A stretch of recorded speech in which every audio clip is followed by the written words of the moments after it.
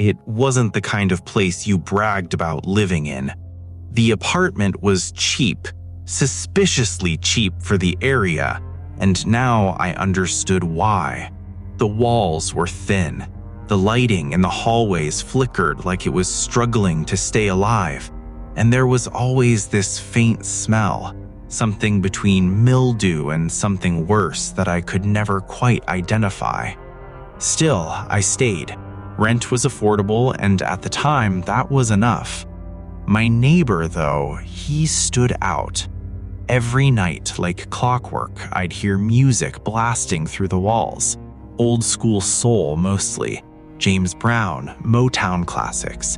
The kind of music that almost made him seem normal, almost comforting even. I remember thinking, how bad could this guy really be if he's vibing to that? But something about him always felt off. We both lived in studio apartments that shared a wall, so there was no escaping it. His loud conversations, his erratic bursts of laughter, sometimes even shouting. I'd usually drown it out with my own music, trying to convince myself it was just another noisy neighbor. Until that night. He wasn't alone. I could hear a woman's voice, his girlfriend, I assumed. At first, it sounded like any messy argument, raised voices, slurred words, the unmistakable edge of alcohol, nothing unusual for him. Still, there was something different about the tone that night, something sharper, colder. I remember pausing for a moment before heading out with my friends, standing by the door listening. A strange uneasiness crept up my spine, but I ignored it. Big mistake, because I had no idea that would be the last normal moment I'd ever have in that apartment. I got home a little after 1 a.m. The night felt unusually still, too still. As my friend's car turned into the parking lot, the headlights briefly swept across the building, and that's when we saw him. My neighbor. He was outside, standing between two parked cars, not walking, not pacing, just standing there. At first, it didn't seem like a big deal. Yeah, it was late. Yeah, it was a little weird, but this guy was always a little off. My friends were more unsettled than I was. They even hesitated before letting me out, but I brushed it off. Just go, I told them. He's harmless. I wish I hadn't said that. They dropped me off near the entrance and drove away, their headlights disappearing down the street. And just like that, I was alone. As I walked toward my apartment, I felt it, that creeping sensation that someone was watching me, the kind that makes your skin tighten and your footsteps feel too loud. Then I saw it. Right before my door, there was a bush separating our units, and behind it, he was there, completely still, half of his body hidden in the darkness, like he was trying to disappear into it. If I hadn't been looking directly at him, I might have walked right past, completely unaware. My heart dropped so fast, it felt like it hit the ground. For a split second, I thought maybe, just maybe, he didn't realize I could see him. But then, I understood something far worse. He knew, and he was waiting. I forced myself to act normal, gave a small, awkward wave. "Hey," I muttered, barely audible. There was a pause. Then slowly, he stepped out from behind the bush, into the dim yellow porch light, and that's when I saw his face. His eyes. I've never seen eyes like that before, not on any person. Wide, unblinking, completely dilated, swallowing whatever light touched them. There was no warmth, no recognition, no humanity, just something primal, something that didn't feel human at all. He didn't say a word. He just stared at me, like I wasn't a neighbor, like I was something else, something he was trying to decide what to do with. Every instinct in my body screamed at me to run. So I did. I fumbled with my keys, nearly dropping them, and rushed inside, slamming the door behind me harder than I meant to. My hands were shaking so badly I could barely lock it. Inside, my boyfriend was half asleep. "Hey, you're back," he mumbled. I tried to act normal, tried to convince myself I was overreacting, but I couldn't shake that feeling, because deep down, I knew that look wasn't random. It meant something, and whatever it meant, I wasn't supposed to see it. I tried to convince myself it was nothing, just a drunk neighbor, just a weird moment, just my imagination running a little too wild in the middle of the night. But the apartment didn't feel the same anymore, not after that look. My boyfriend was lying on the bed, barely awake, scrolling on his phone before drifting off again. "You okay?" he asked, his voice heavy with sleep. "Yeah, he's just being loud again," I replied, trying to sound casual.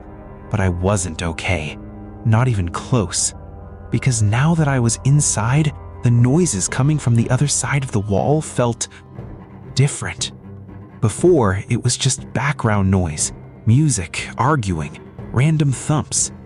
Now, every sound felt deliberate. Heavy footsteps dragged across the floor. Something slammed hard enough to rattle the wall between us. There was a scraping noise, like furniture being pushed or pulled across the room over and over again. Then silence. Not normal silence. The kind that presses against your ears. The kind that makes you realize something is very, very wrong. I held my breath without even noticing. And then, a loud thud, right against the shared wall. I flinched. "What was that?" I whispered. My boyfriend didn't answer at first. Then, half asleep, he muttered. He's been like that all night, arguing earlier too. Probably just drunk. But it didn't sound like arguing anymore. There were no voices now, just movement. Relentless, heavy, unnatural movement. Time passed. I don't even know how long. Minutes felt stretched, distorted. Every creak made my chest tighten. Every bump made my stomach twist. I kept thinking about his eyes, that empty, animal-like stare.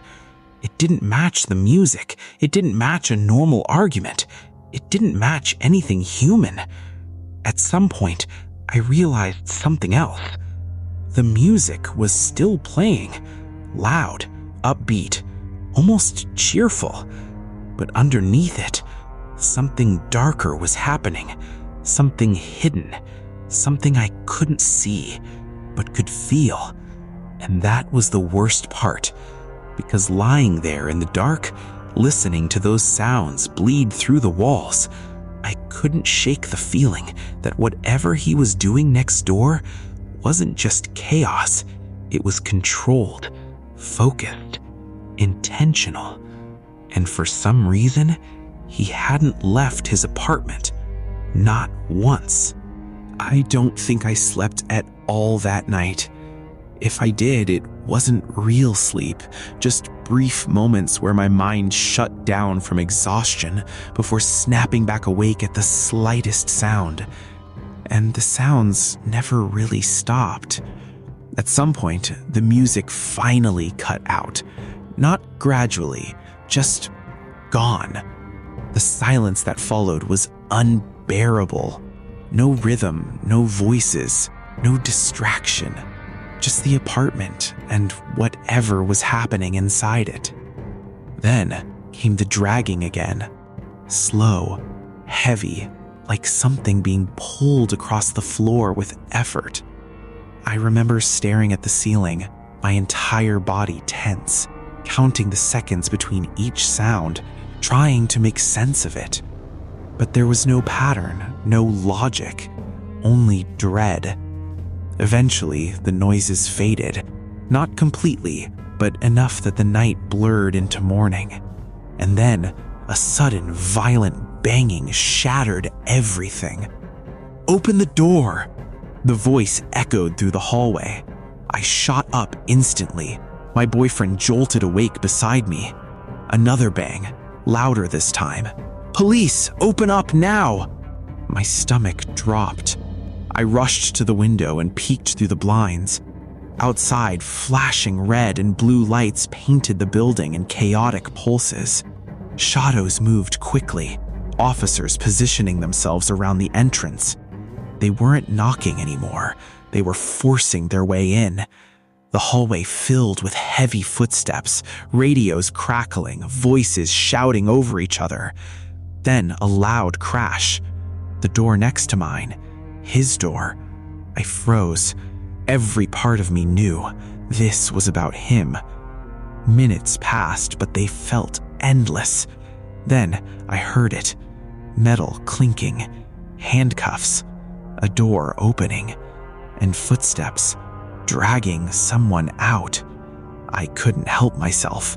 I stepped outside just enough to see, and there he was, my neighbor, the same man from the night before.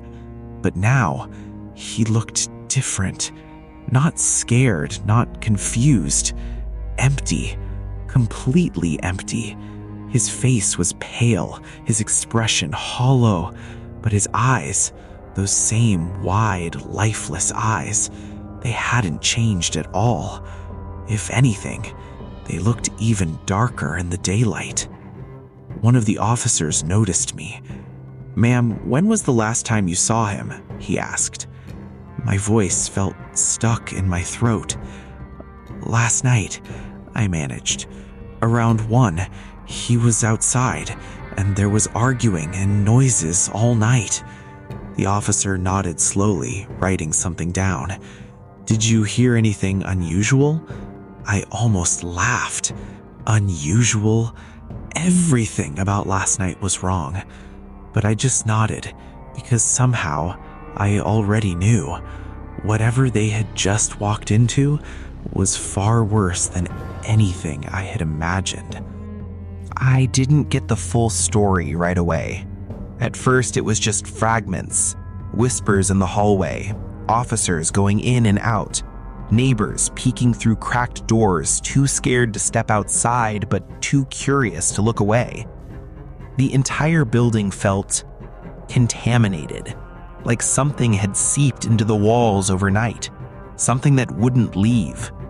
I stayed inside most of the morning, sitting on the edge of my bed, staring at the floor, trying to process everything.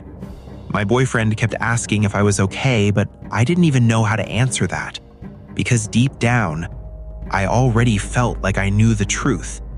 I just didn't want to hear it out loud.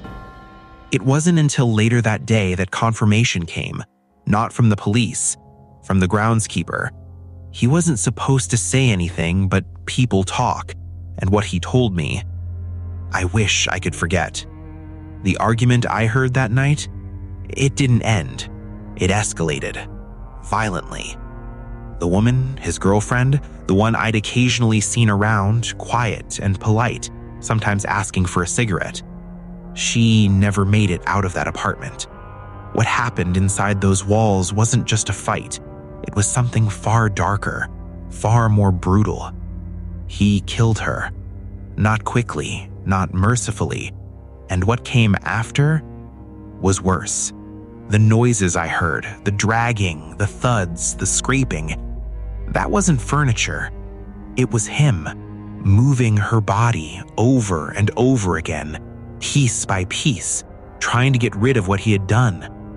The train tracks behind our apartment, that was where he tried to take her, under the cover of darkness, while I was just a few feet away, listening, breathing, existing in the same space as him, the same man who stood in the shadows, watching me, waiting.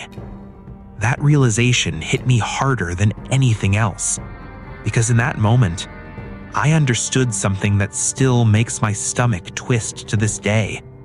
When I saw him that night, when he stepped out from behind that bush, when he looked at me with those empty, inhuman eyes, he had already done it.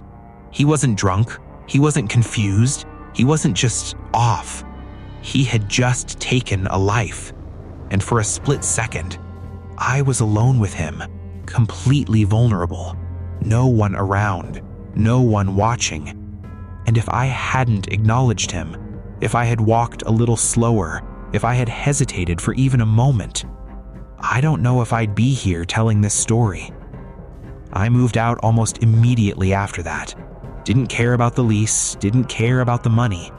Some places don't just hold memories, they hold something darker, something that stays. As for him, he was arrested that morning, and the last time I saw his face was in a booking photo. Same eyes, same emptiness, just behind bars this time. And even now, years later, I still think about that night, about that moment in the dark, and about how close I came to becoming part of the same silence I heard through that wall. October 2002. My wife was 7 months pregnant with our first child, and what should have been one of the happiest times in our lives slowly turned into something else entirely. We were living in Ohio back then, but her entire family was in Baltimore, Maryland. So naturally, she wanted her baby shower there, surrounded by the people she loved most. We planned everything carefully, set the date for October 19th, mapped out the drive, booked time off work. It was supposed to be simple, normal. But then, the news started. At first, it was just a single report, a shooting, random, isolated. Then another, and another. Within days, the pattern became impossible to ignore. A sniper, somewhere in the Washington, D.C. and Baltimore area. No warning, no pattern, no clear motive. Just people dropping.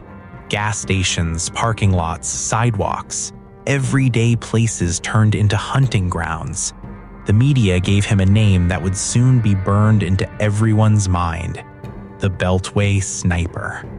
By early October, the number of victims kept rising. 9 dead, others wounded, and still no clear suspect. No face, no identity, just fear. I remember sitting in the living room with my wife, the TV casting a cold blue light across the walls as we watched the coverage. Every report made it worse. People were afraid to pump gas, afraid to walk outside, afraid to exist in open spaces. And here we were, planning to drive straight into it. We talked about canceling more than once, but statistically, the chances of being targeted were almost zero. That's what we told ourselves. That's what everyone tells themselves, until they're wrong. So we made a plan instead, a strict one. We wouldn't linger anywhere. If we had to stop, we'd move fast, stay close together. No one stays in the car alone. In and out, no exceptions. It felt paranoid at the time, but looking back, it wasn't enough. Because what we didn't know, what nobody knew yet, was just how close we were about to get to the very thing everyone was terrified of. We left around 5 p.m. on October 18th.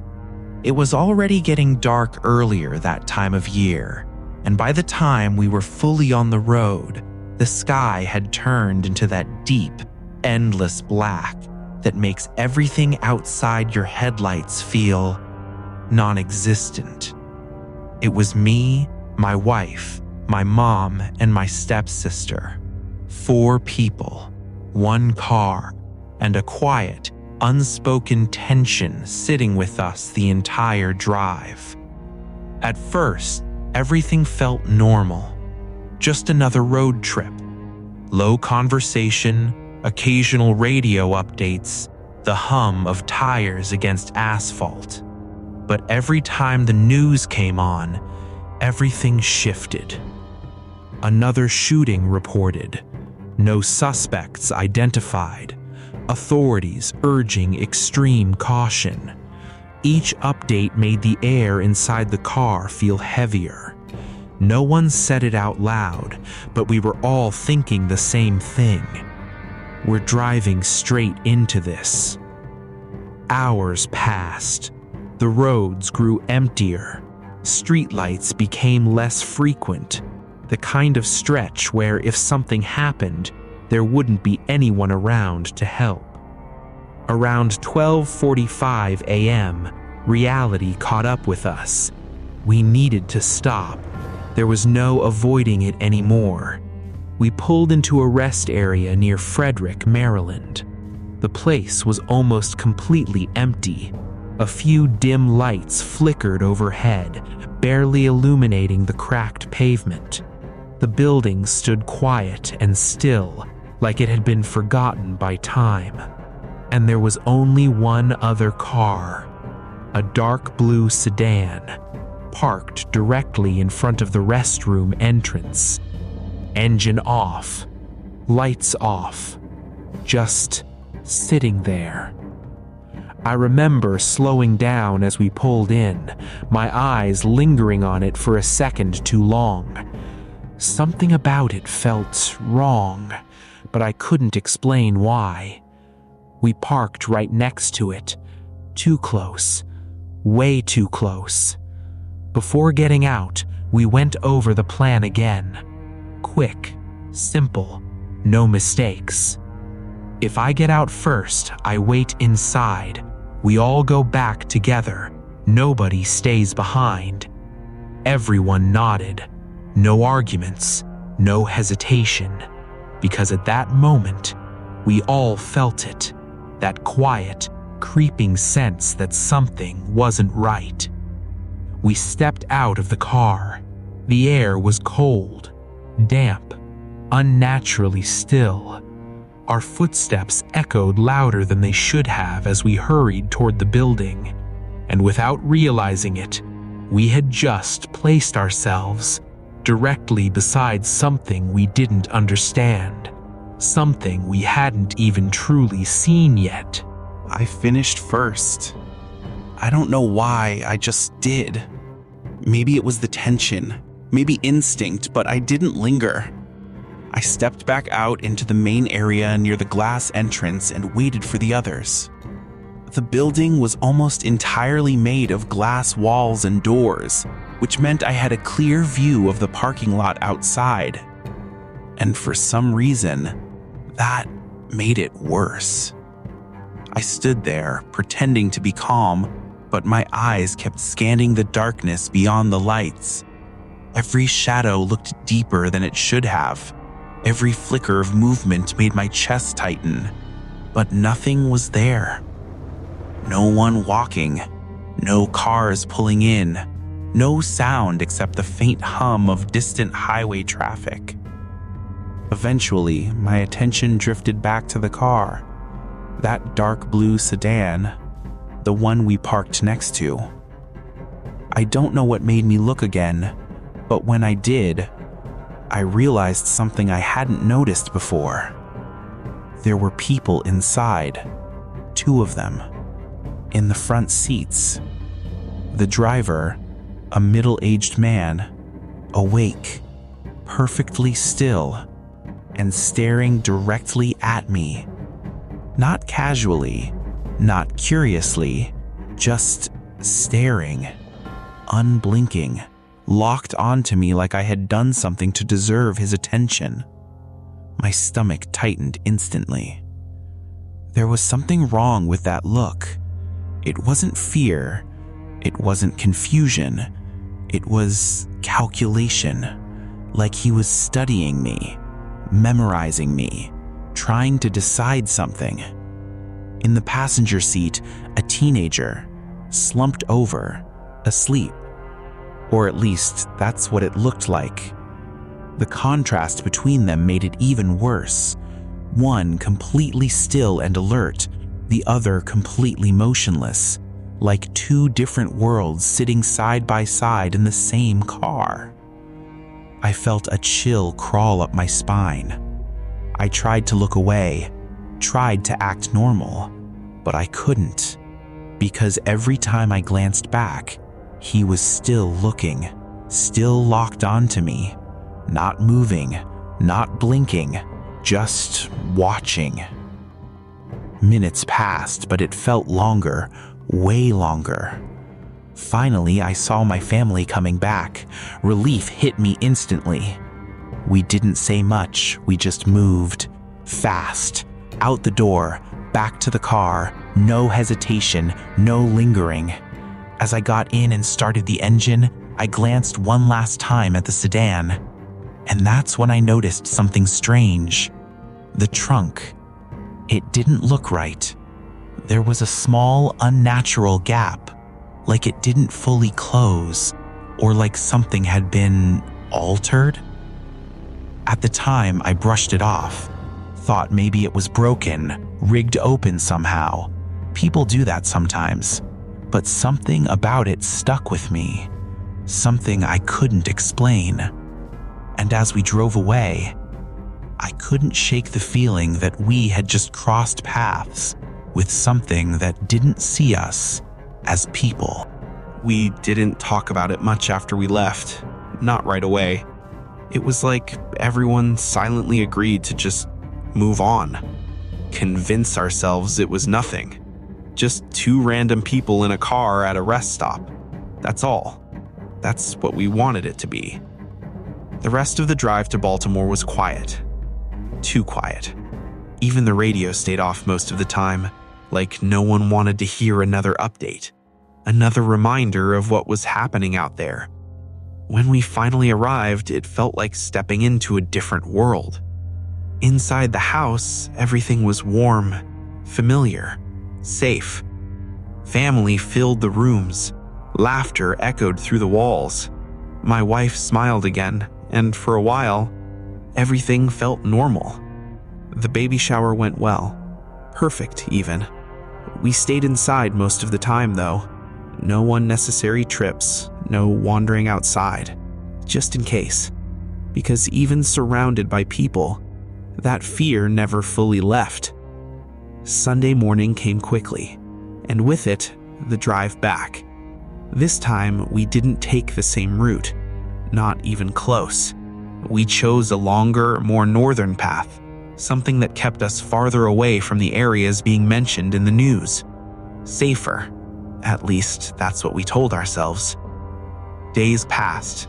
Then, about a week later, everything changed. I was sitting at home, flipping through the newspaper, half paying attention, until something made me stop. A photo. A face. My blood went cold instantly, because I knew that face. I had seen it before. Not on TV, not in the paper, but through glass, in the front seat of a dark blue sedan, staring directly at me. It was John Allen Muhammad, the man they had just arrested, the man behind the Beltway sniper attacks. My hands started shaking as I kept reading. Next to the article, another photo. The car. That same dark blue sedan. And then the detail that made everything collapse into place. They had been captured at a rest stop. The exact same rest stop we had used. The same one. The same place. The same night. I couldn't breathe for a second, because suddenly, that moment didn't feel random anymore. It felt close. Too close. And then I remembered the teenager in the passenger seat, the one who looked asleep. That wasn't just anyone. That was Lee Boyd Malvo, the second sniper, sitting right there, feet away from us, while we walked in and out like nothing was wrong. And that trunk, that small, unnatural gap I noticed, it wasn't broken. It was modified. A hidden opening. A firing point. That's how they did it. That's how they stayed unseen. That's how they killed. And we had parked right next to it.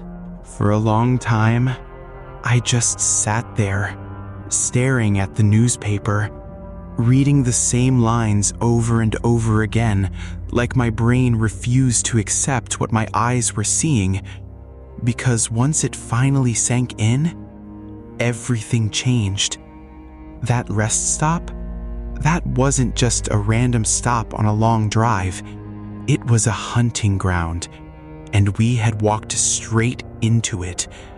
The reports said they often moved at night, rested during odd hours, blended in, waited, watched, chose, and suddenly that moment replayed in my head, but different now, clearer, darker. The way he stared at me, that wasn't curiosity, that was evaluation, like he was deciding something. Me, my family, our timing, our movement, all of it. And the most terrifying part, we had broken our own rule without even realizing it. For a few minutes, I was alone, standing near that glass wall, separated from him by nothing but a thin barrier, exposed, still, visible. If he had decided differently, if that moment had gone another way, there would have been nothing stopping him, nothing at all. The only thing that might have saved us was timing, the fact that they were resting, waiting, not hunting yet. That night just didn't fit their pattern. But that doesn't make it better, because it means we weren't safe. We were just lucky. And luck is a fragile thing. It runs out. The more I thought about it, the worse it became. Because we weren't just near them. We were right next to them, feet away from a man who had already taken lives, from a vehicle designed for killing, from a situation that could have ended in seconds, without warning, without escape. Even now, years later, that memory still doesn't sit right, because it forces one question into my mind over and over again. What if we had stopped somewhere else? What if it was a different time, a different mood, a different decision? Would we have made it out of that parking lot? Or would we have become just another headline, another number, another story someone else tells? I don't know. And honestly, I don't want to. Because some answers are worse than fear itself. I grew up in a place where fear didn't really exist. La Crosse, Wisconsin. A quiet, almost too perfect kind of town where people didn't lock their doors, neighbors waved at each other like it was routine, and kids walked home alone at night without anyone thinking twice about it. Back then, danger felt like something that happened somewhere else. Not here, not to people like us. I was 14, just a normal night after a middle school basketball game. It ran later than usual, but I didn't mind. My parents had work early the next morning, so they stayed home. It wasn't a big deal. The walk from school to my house? 8 minutes. That's it. I had done it 100 times before, and that night felt no different. At first. I remember what I was wearing. A pink sweater thrown over my basketball jersey. Jeans. My hair still damp with sweat, messy from the game. I was tired, but in a good way. Relaxed. Completely unaware. That's the part that sticks with me the most. How normal everything felt right before it wasn't. I was about halfway home when it happened. Not a sound, not a voice. Just a feeling. That sudden, unexplainable shift in the air. Like something invisible had changed around me. My body reacted before my mind did. My steps slowed. My chest tightened. And for no logical reason at all, I knew I wasn't alone. I glanced around casually, trying not to look nervous. That's when I saw it. A dark Jeep, parked near the blacktop fence ahead. Lights off, engine silent. Just sitting there. At first, I couldn't see anyone inside, but something about it felt wrong. Not parked, placed, like it was there for a reason. For a moment, I told myself I was overthinking, that it was nothing, just a car, just my imagination. But that feeling didn't go away. It got stronger, heavier, like something was watching me from inside that darkness. So I did what most people do when they're scared but don't want to admit it. I looked down, pretended everything was normal, and kept walking, hoping, praying that whatever was inside that Jeep hadn't noticed me. I kept walking, head slightly down, pace steady, trying to look like I didn't notice anything. But inside, my instincts were screaming. Every step felt louder than it should have. Every second stretched longer than normal. That feeling, it didn't fade. It got worse, heavier, like something was about to happen. I told myself not to look, not to turn around, just keep moving, just get home. But then I heard it. The low growl of an engine coming to life behind me. My heart dropped instantly. I didn't have to look to know. It was the Jeep. I sped up a little, trying not to make it obvious. My breathing got tighter, my hands felt cold. And then, headlights. They didn't fully turn on, just a faint glow, but enough to tell me it was moving, slowly, matching my pace. That's when the fear stopped being a feeling and became real. I risked a glance. The Jeep had pulled out from its spot, and now it was behind me, not passing, not turning, following. My chest tightened so hard it hurt. This isn't normal. I picked up my pace again. So did it. Closer now, too close. The tires rolled slowly against the pavement, staying right beside me like it was studying me, waiting. Then the window rolled down. That sound, I'll never forget it. A slow, mechanical slide, like something opening, like an invitation or a trap. That was it. Something inside me snapped. I ran. Not a jog, not hesitation, full sprint. I didn't look back, didn't think, didn't care how it looked. Every instinct in my body took over. Run. My backpack bounced against my back. My shoes slammed against the pavement. My lungs burned almost instantly, but I didn't stop. Because behind me, the engine roared louder. And I knew it wasn't just following anymore. It was chasing me. I ran as fast as I could, faster than I ever had before. My lungs burned. My legs felt like they were about to give out, but I didn't stop. I couldn't, because behind me I could hear it. The Jeep, still there, still coming. The sound of the engine wasn't loud anymore. It was controlled, measured, like whoever was driving didn't need to rush because they knew I couldn't escape. That realization hit me like ice water. This wasn't random. This wasn't someone lost or confused. This was intentional. I risked a quick glance over my shoulder. Big mistake. The Jeep was closer than I thought. Too close. The headlights flickered just enough for me to see the outline of the driver, but not clearly, just a shape, a presence. And that somehow made it worse, because my brain filled in the blanks with something far more terrifying. I turned forward again and pushed harder. My chest felt like it was going to explode. My legs screamed in pain. Every breath came out sharp and broken. But then I saw it. My street, my house, just ahead. Relief hit me so hard it almost made me slow down. I'm going to make it. I pushed the last bit of energy I had left and reached the edge of my yard.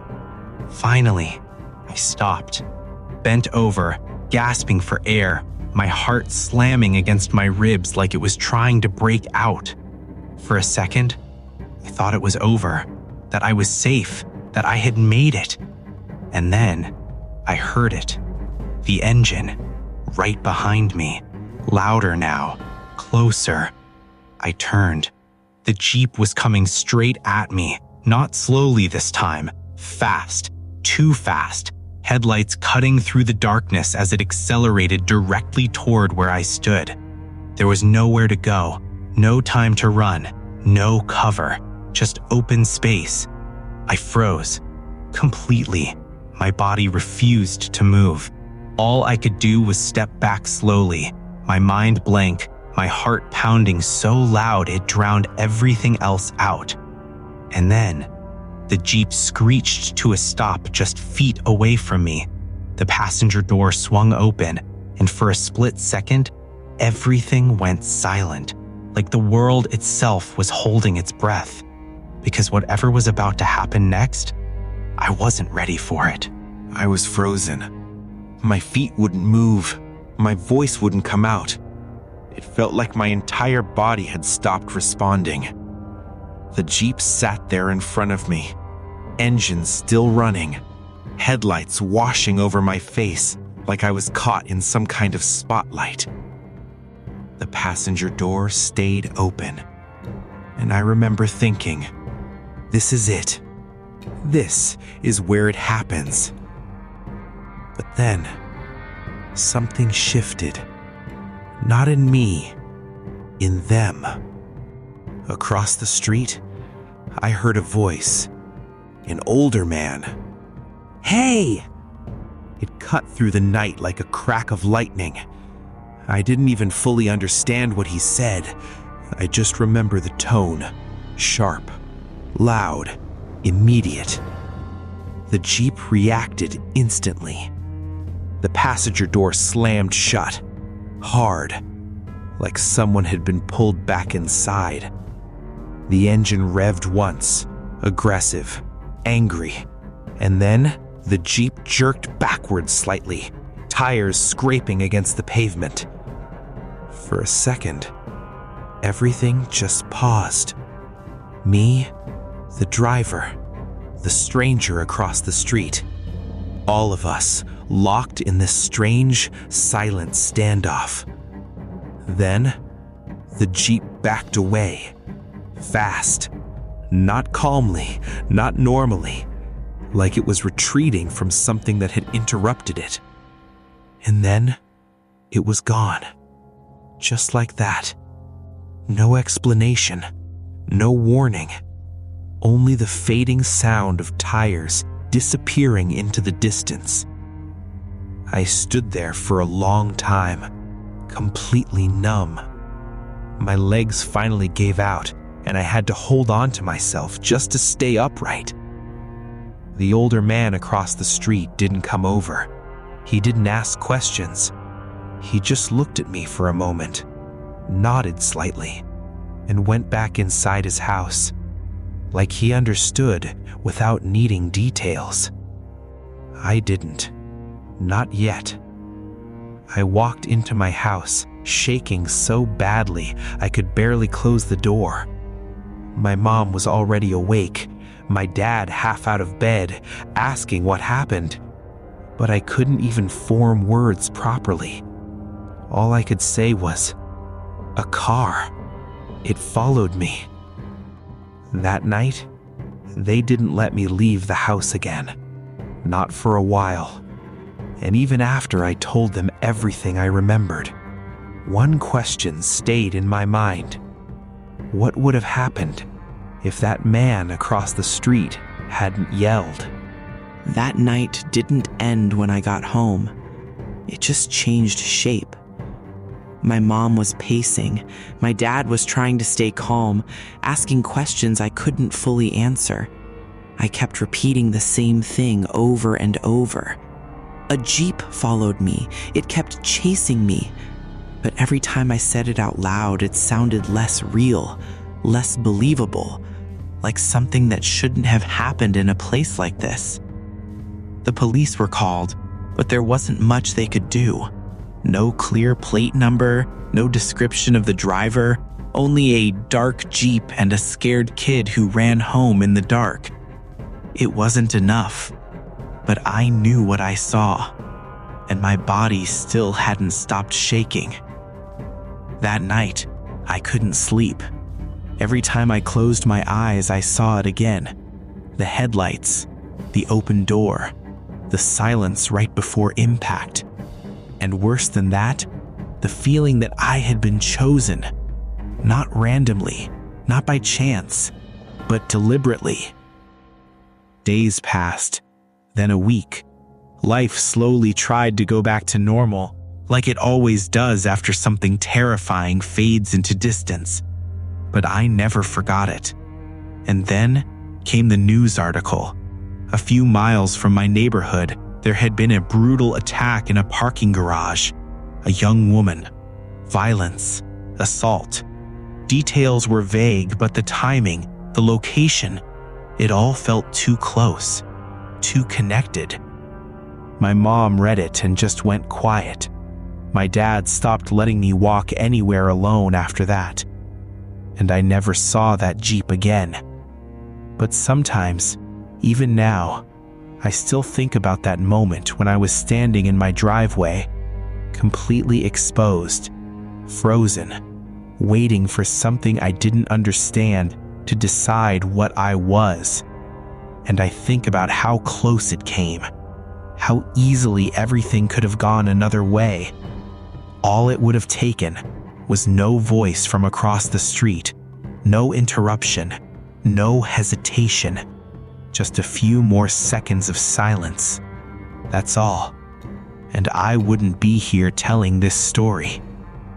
Even now, years later, I don't look at empty streets the same way, because I learned something that night. Sometimes, danger doesn't announce itself. It doesn't rush. It doesn't scream. It just follows, quietly, patiently, until the moment you realize it's already too close.